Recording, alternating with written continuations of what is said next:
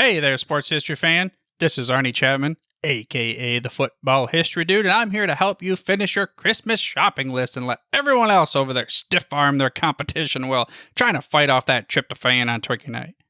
Now, what we did was we partnered with Rochester Sports Autographs, the largest JSA authenticated autograph distributor in the United States, where you can get up to 75% off over 30,000 autographed sports collectibles during this holiday season. They have something for everyone. But how is RSA able to offer such great deals on JSA authentication, you ask? Well, they do this by making deals directly with athletes so there are no extra markups, and they choose to then pass that savings on to you, the customer. Now, all orders from Rochester Sports Autographs are top quality and shipped to your door with top authentication and a money-back guarantee. But hurry up because customers are so stark raving mad for RSA that memorabilia sells out daily. All you have to do is head over to shoprsa.com/SHN. Again, that's shoprsa.com/SHN. So don't wait to bring home your favorites and own a piece of sports history for you and the loved ones on your shopping list this holiday season. Happy Thanksgiving, everyone, from Forbes Field, where the weather is a bit more like Christmas absent the good old snow. Via Ultimate Radio Productions, we're here together with 33,000 packing the stands. And here we've got a matchup of the home University of Pittsburgh Panthers, a talented lot led by first-year head coach, the stalwart Scot, Jock Sunderland. The Panthers are looking to close out their shaky 1924 season with a win against the cross-state rival Pennsylvania State Nittany Lions of Hugo Bezdek, the Czech that has them cheering in Central County. First versus Penn on Thanksgiving Day. This one will certainly be no turkey.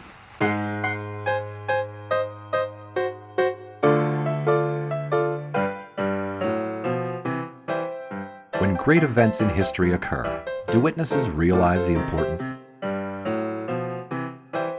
Looking back on my time now, I realize I was one of the lucky ones, privileged to tell the stories of those times.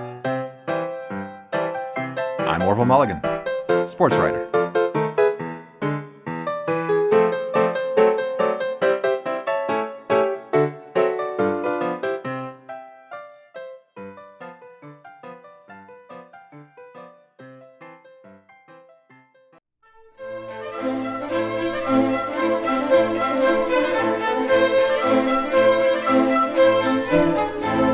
November 1621, Plymouth Colony in what is now Massachusetts. With a bountiful harvest brought in and graced with warm enough weather, colonial governor William Bradford decreed a celebration. Together with the fruits of their farming efforts, hunters from the colony added wild fowl and pigeon. The fishermen brought fresh mussels and clams to add to their stores of smoked fish. The wives ground grain and baked bread, and the feast was on. Soon into the revelry, none other than King Massasoit of the Wampanoags with 90 of his men joined the party, bringing 5 slain deer and bushels of corn. Not long into this joint feast, however, the battle between the Wampanoag warriors and Plymouth Pilgrims was on. The warriors kicked off without much of a run back by Standish. The Pilgrims came out in their then revolutionary I-formation offense with Bradford at the helm. Okay, I'm pulling your leg. The tradition of big game football on Thanksgiving Day doesn't go back quite that far. But if you consider that the modern United States, the re-United States, goes back to cessation of the Civil War, then Thanksgiving and football become virtually synonymous.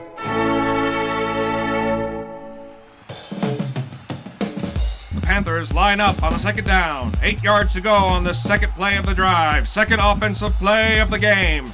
Now Brown calling signals. McCutcheon at left flank. Big Andy Gustafson at fullback. And oh my! The snap is wild! Brown is set chasing 3 Lions in pursuit. Brown gets back to the ball but is squished by Wilson, who gets to him first at maybe the 1-yard line. Jesse Brown has saved his team the dignity of a safety a mere 2 minutes into the game, and the Panthers faithful here at Forbes immediately have something for which to be thankful.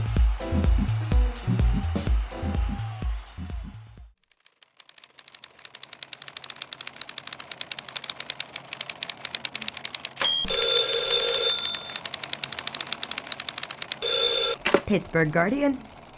Happy Thanksgiving. I'm sorry. I'm afraid Mr. Mulligan isn't here at the moment. He is, in fact. Will you be meeting him in person, or shall I take a message? Oh, right. Orville's mentioned you. I can hear now that his impersonation is quite... never mind. Well, I assume that he'll be having dinner here with us, but... No, not at the office. Just the same building. All my life. Listen, why don't you drop by after the game? At least say hello to Orville before you're off to Philly. Always room for one more. All right, then. We will see you then, perhaps. You too. Bye.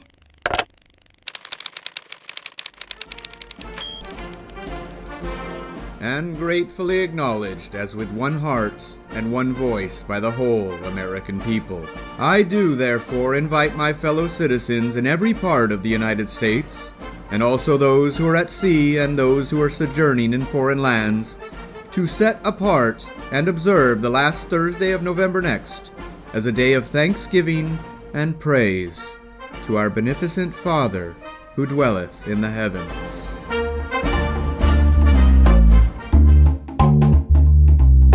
President Lincoln made this proclamation in October 1863, and the observation of the new Thanksgiving holiday continued annually. A mere 6 years later, the holiday was seen as a prime opportunity by those in two Philadelphia amateur sports clubs, the Young America Club and the Germantown Cricket Club, to hold a match in the newfangled diversion of football. Through a combination of pregame interest in the spectacle and the necessity of agreeing upon rules in a sport which as yet had no such universal standards, the 22 rules of play were printed in the Philadelphia Inquirer prior to the game. The identities of the players in the American Germantown Club match sadly are lost to history. In the days before sports reportage demanded specialists, a game summary of about 3 column inches appeared in the Inquirer 2 days later, sandwiched between stories on the exhumation of the steamboat Samuel M. Felton from the bed of the Delaware River and an alleged attack on a local police officer. Though rule number 1 had defined the game as a best of 3 touchdowns, the game was, quote, decided against the Young America Club, unquote, when Germantown scored after 2 hours of play. Thus began the tradition, first among amateur clubs, soon thereafter at high schools and the colleges. Football was set as a Thanksgiving staple as American as baseball on the 4th of July.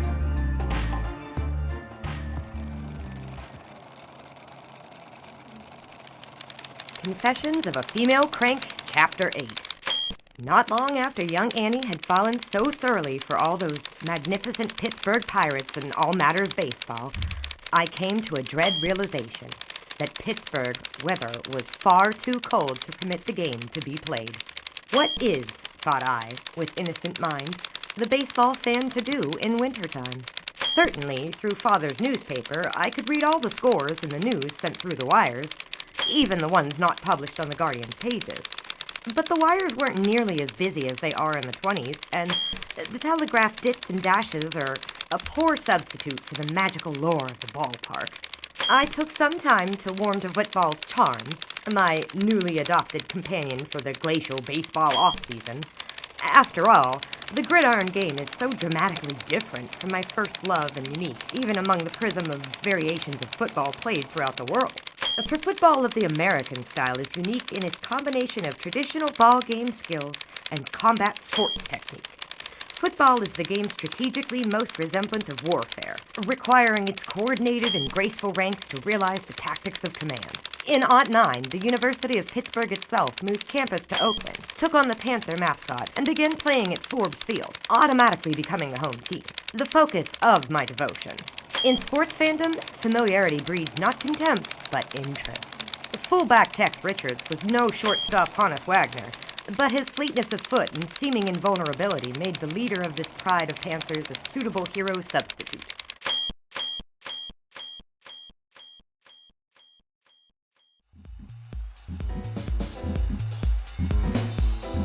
And here we are in the third quarter of action at Forbes Field. Pitt leads their Thanksgiving Day rivals of Penn State 6-3. The Lions have just barely managed to hold back this Panthers offense and have been helped by a pair of misses by the place kicker Wadston. But this may be Pitt's most advantageous position yet, After a drive of 45 yards, Sutherland's boys are looking at 2nd down and 5 against a Penn State defense on its back heels. Here's the snap. Brown takes it himself and plunges forward. No, he pivots to his right, gets a tremendous block from Chase, and he's in for the touchdown. It's 12-3 in favor of Pittsburgh. Coach Bezdek has subbed in house for Filiak a couple of plays prior, but Brown went right at him nonetheless, and Ralph Chase absolutely flapjacked House to clear Brown's way. That play was, in the parlance of our times, just berries, cranberries even, as this Pittsburgh offense has been making sauce of the Penn State defender since the first quarter. 12-3, University of Pittsburgh Panthers lead. Impossibility of solid comparison aside, the stupendous play of the already legendary 1909 Pittsburgh Pirates was outdone by the 1910 University of Pittsburgh Panthers. That year, 1910, Father took me to that year's Thanksgiving Day game. Since '04 and to this day, the Panthers closed out their season by playing host to the Pennsylvania State Nittany Lions on the holiday. Penn State came to Pittsburgh with a record of 5-1-1, but those backing the Panthers were justified in our skepticism. While steamrolling the likes of Carnegie Tech, St. Bonaventure, Bucknell at best, the Lions went scoreless against winless Villanova and were likewise goose-eyed by Penn, the sole top-of-the-table school they faced before Thanksgiving. And oh, those 1910 Pitt Panthers. At fullback was a veritable scoring machine, Tex Richards, so nicknamed because the accent of his native Australian was mistaken for Texan. Tex ran with halfback Norman Budd and quarterback George Brown in support. He ended up scoring the bulk of Pitt's astounding 271 points against their first 8 opponents, while the Panthers' defense allowed exactly 0. Game day crowds were smaller then, but the 18,000 at Forrest Field on that day roared as though 5 times the number in hopes of completing the unscored-on undefeated season. And when Tex scored the first touchdown early in the contest, the Pitt faithful rallied more stridently. Rain started falling in the third quarter, but this was no more distraction to the focused thousands than their growling stomachs kept from feasting for 2 quarters of football more. On that Thanksgiving Day, the Lions rarely managed a first down against the heretofore perfect Pitt defense, and late in the third quarter, Tex broke away for a 50-yard gallop, allowing Bud to add a second touchdown. We knew that not only were we witnessing football at its nadir, but a moment in... Marla, are you down there? Yes, Father? Great. Can you come back up and give your Uncle Bob a hand with the cabbage? Why he insists on making that every year. Marla, you coming? Yes, Father. Just one moment. History. Good evening, ladies and gentlemen.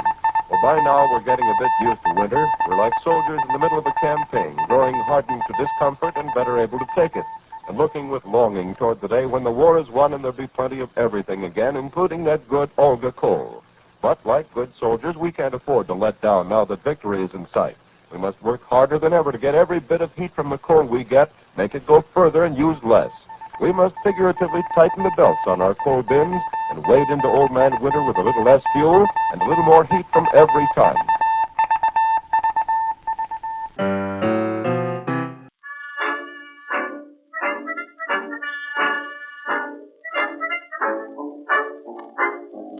The new professional league entered the Thanksgiving football party in its very first season. In 1920, the National Football League, then called the American Pro Football Association, scheduled some 4 league games on Thanksgiving, and another 4 teams played in exhibition games.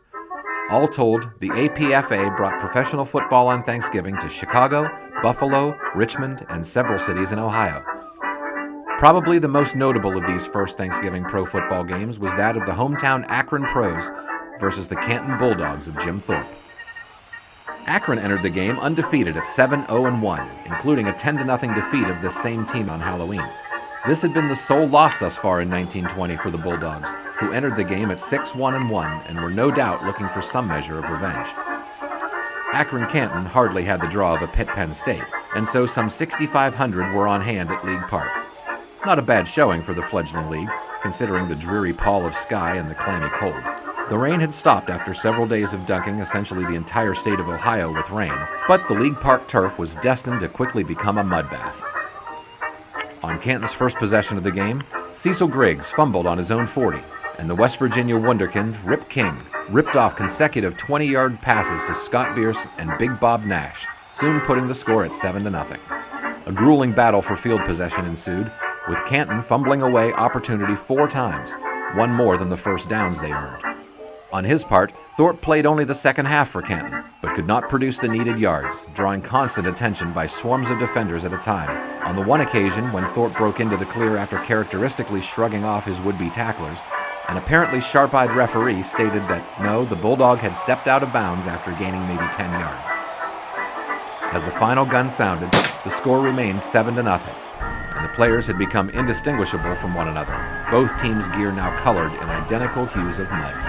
The Thanksgiving Day victory reaffirmed Akron's status as the team to beat in the 1920 APFA on their way to an 8-0-3 mark in the league's inaugural title. The game itself also underscored the already apparent superiority of defense, even in some cases to the nation's top college teams.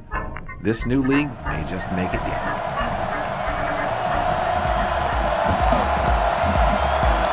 Panthers on the march again, but facing 3rd and 10 here. The Nittany Lions defense is spread tight to defend the damage this Pitt running game has been doling out this afternoon. Hartl will take the snap. It's the ball, lifted the ground goes left. He's throwing. Wasden leaps and he's got it. Watson brings him down, but it's too late. Touchdown! Pittsburgh Panthers on the forward pass. And that's some redemption for Wasden, who's missed a field goal and 2 extra-point tries today. Which brings the uniquely American holiday tradition to our day. This Pittsburgh-Penn State Thanksgiving rivalry game would not ultimately dramatically affect the historical record of that season, nor the composition of any 1924 All-American team. But the game marked the close of the first chapter in the incredible annals of Jock Sutherland at the University of Pittsburgh. And one-sided nature aside, the 1924 Keystone Classic provided enough memorable moments to make for a good watch, Penn State faithful exception. This time it's McCutcheon with the ball. He takes it, comes up behind Johnson's block, twists right, and there it is. Touchdown, number 4 of the day for the Panthers, and it has become a romp here. Pitt alumni and fans have got to be happier than the cousin with the biggest slice of pumpkin pie on this Thanksgiving. Sutherland School will certainly be taking pride in this win for some time to come.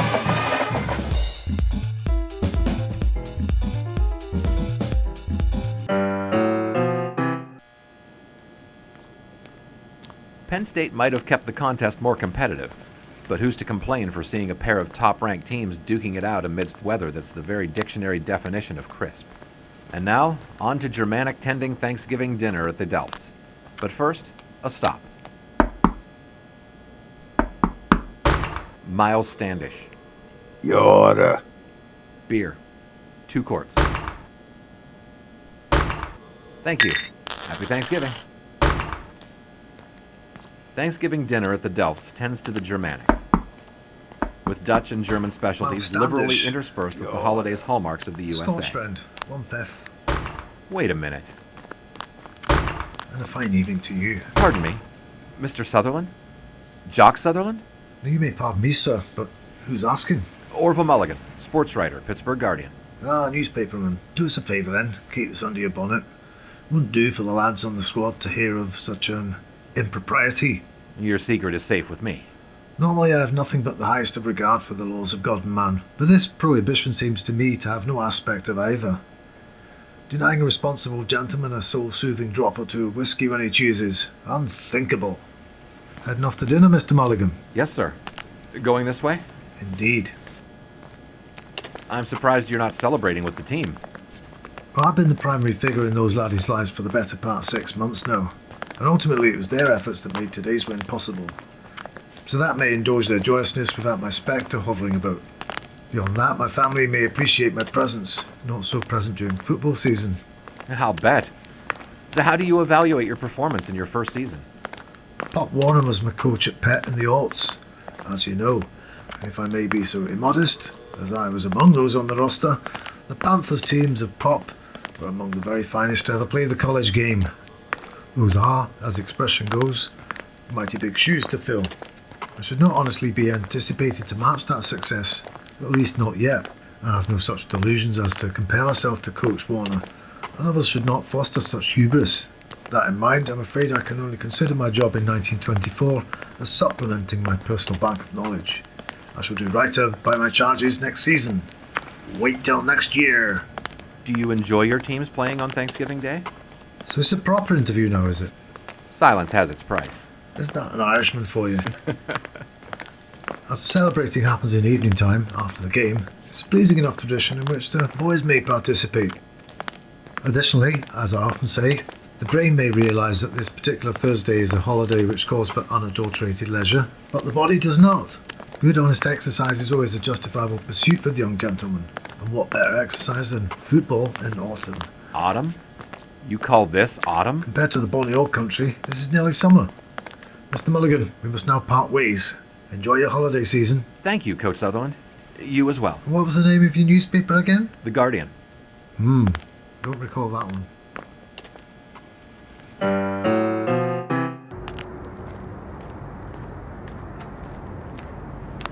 Well, Merry Thanksgiving evening to you, Mr. Mulligan. Happy Dunkfest yourself, Miss Delft. Mind if I join you? Please do. Frank can't possibly approve of this, can he? Oh, he won't even notice.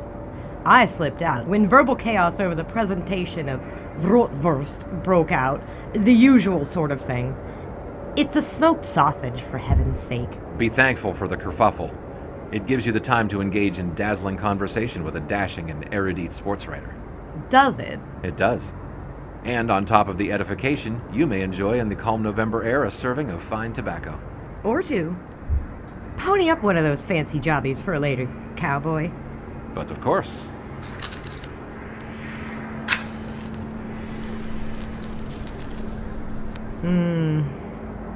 For this, I am thankful.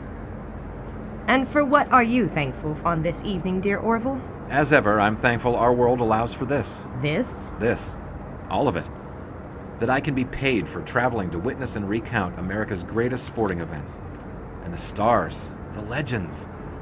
Just now, not 10 minutes ago, I got 5 good minutes with Coach Sutherland. Nice. So that's to be thankful for. And my colleagues here at The Guardian. I'm thankful for my colleagues. You mean like Myrtle? Absolutely. My French would be complètement des odeurs without Myrtle. And Herman, of course. Oh, definitely Herman. Everyone needs a Herman the German in their lives. Anyone else? Well, there is the assistant editor-in-chief. A lady in a position of authority. Smart. Whip smart. More so off-the-scale intelligent. And somehow more scintillating every time I see her. Ooh, do tell. Say, it's almost like you're fishing for stuff. What?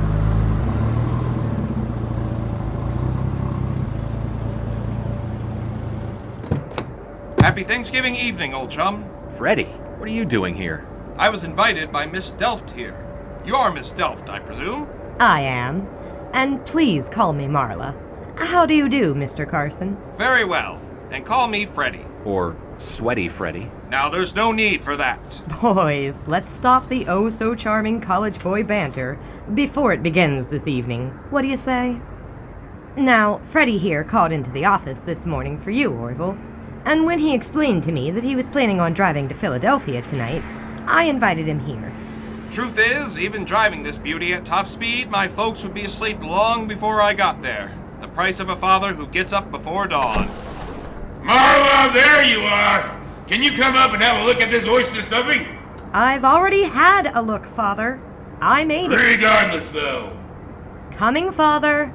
Thank you, dear. Hey, great car, sir. Really great. Why, thank you. You know, this shade of red was made special. Freddie, we'll be right up, Father. Get the Rotwurst prepared. Yes, ma'am. All right, come on up, you two rapscallions. And why don't you tell me about the game while we're at it? Yes, ma'am. It was a perfect day for football at Forbes Field. Geez, Freddie, start at the beginning, why don't you? You've got to create the atmosphere, Orville. You should know this. If the weather is so important, why don't we just put it in the box score? Well, maybe you should.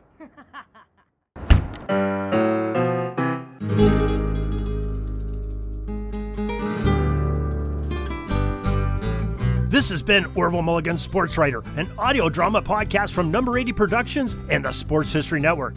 Episode script and story by Oz Davis and Darren Hayes. Orville Mulligan Sports Writer stars Doug Fye, Ilona Fye, and Eric Bodwell. This episode co-stars in order of appearance: Caedmon Holland, Forrest Hartl, and Wayne Brett. Direction by Eric Bodwell, with auto recording by Don MacGyver. The theme song of Orville Mulligan Sports Writer is the Dayton Triangles Rag and was arranged and performed by Bruce Smith. Additional original music provided by Silverman Sound Studios and David Lizo of Dynamo Stairs. Please see this episode's liner notes for the full soundtrack listing.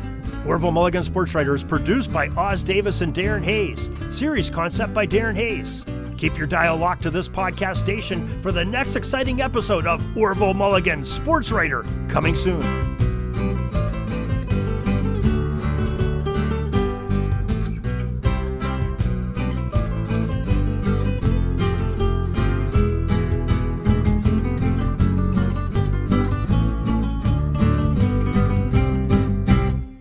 Hey there, sports history fan. This is Arnie Chapman, a.k.a. the Football History Dude, and I hope that you enjoyed this recent episode presented by the Sports History Network and were able to learn some good old-fashioned sports history knowledge nuggets.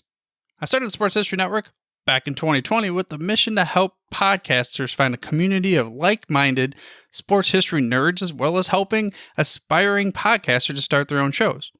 We have a little bit over 30 shows on the network right now covering all sorts of sports history, but as far as I'm concerned, we're just at the toothpick in the ocean moment, that can't even figure it out because there's so much more coming. We wanted to create the ultimate headquarters for sports yesteryear, starting with Podcast Network and our website, but we're going to continue to move into other mediums as well. And here's the cool part, because we want you to be part of our team. So if you're interested in starting your own podcast, or maybe being a guest on one of our shows, or who knows, maybe even writing an article for us over on the website. Seriously, all you gotta do is reach out to us on the contact page over at sportshistorynetwork.com.